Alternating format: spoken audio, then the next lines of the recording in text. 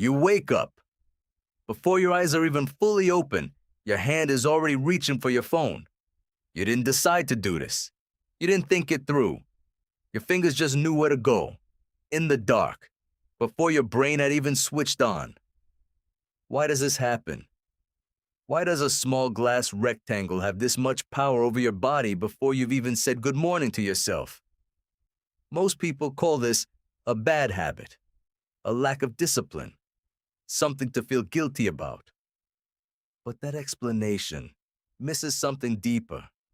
This isn't weakness.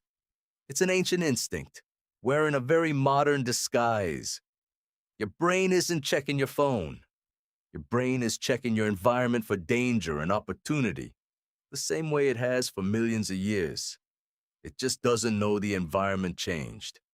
To understand this, you have to go back long before smartphones, long before screens of any kind, back to a world where your ancestors survived by constantly scanning their surroundings. For most of human history, staying alive meant staying alert. A rustle in the grass could be the wind, or it could be a predator crouched low, watching, waiting. Your ancestors who paused to check, who glanced up, who scanned the horizon one more time before relaxing, were the ones who lived long enough to pass on their genes. The ones who didn't check, who assumed everything was fine, sometimes didn't get a second chance. This is where the psychologist Daniel Kahneman's research becomes so useful.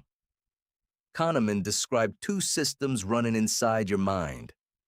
One is slow, deliberate, and effortful. The other is fast, automatic, and constantly scanning for anything new or unexpected. That fast system doesn't wait for permission.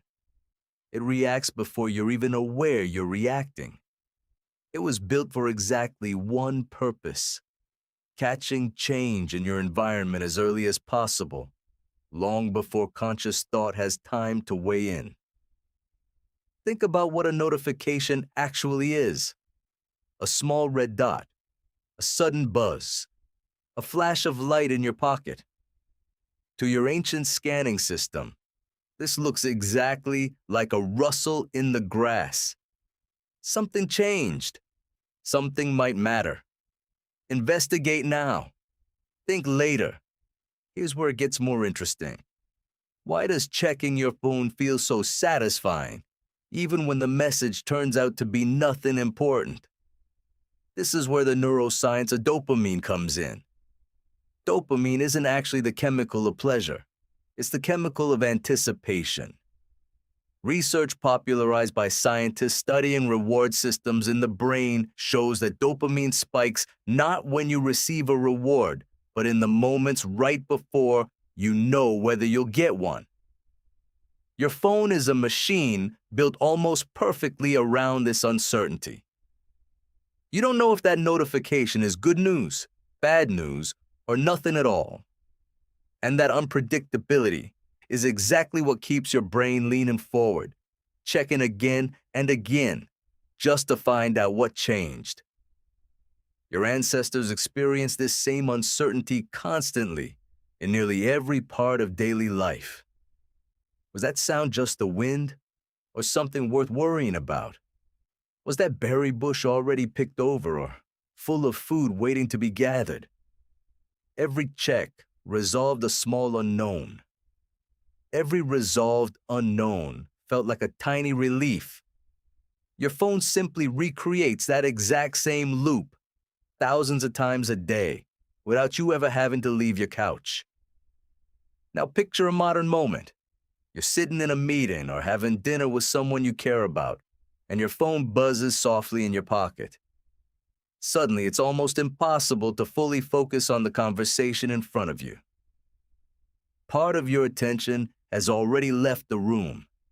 This is where the anthropologist Robin Dunbar's work on social bonding adds another layer. Dunbar's research suggests that humans evolved to be exquisitely sensitive to social information, because for most of history, knowing what was happening inside your group was directly tied to your survival. Who was upset with you? Who needed help? Who might be talking about you right now?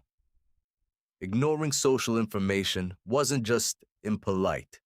It was risky, sometimes even dangerous. Your phone packed with messages and updates from dozens of people at once hijacks that same ancient social radar.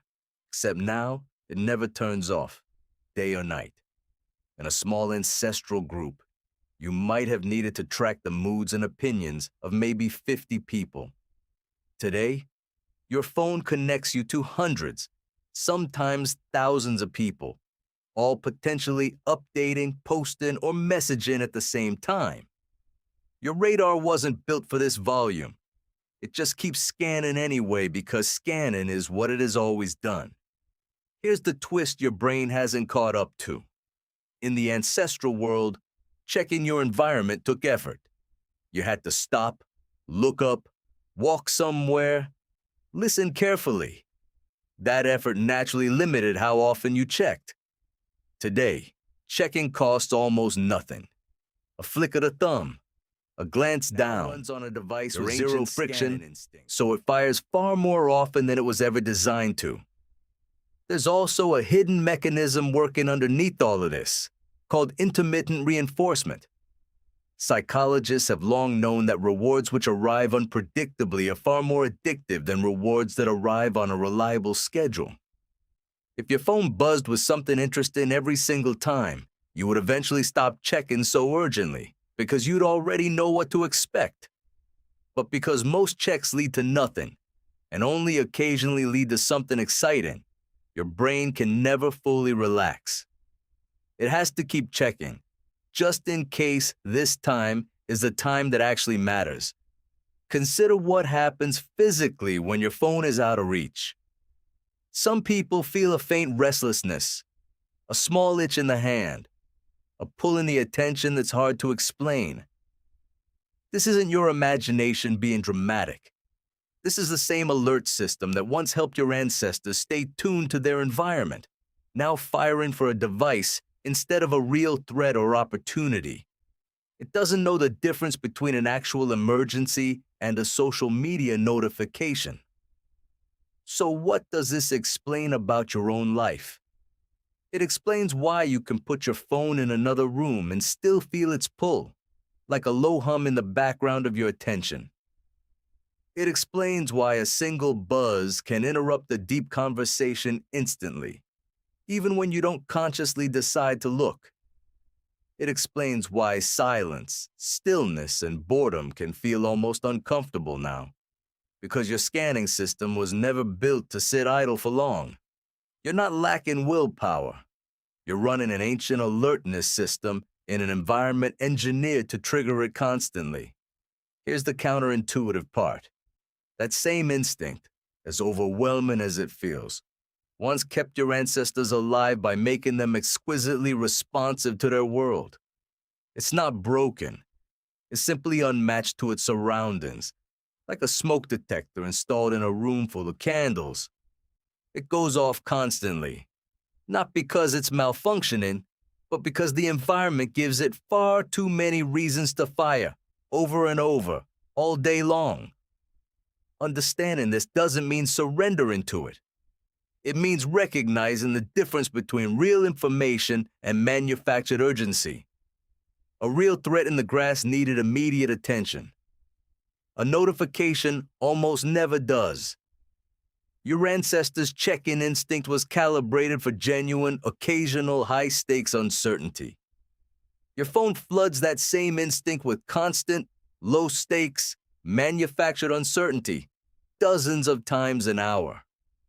So the goal isn't to silence the instinct completely, it's to give it fewer false alarms to respond to.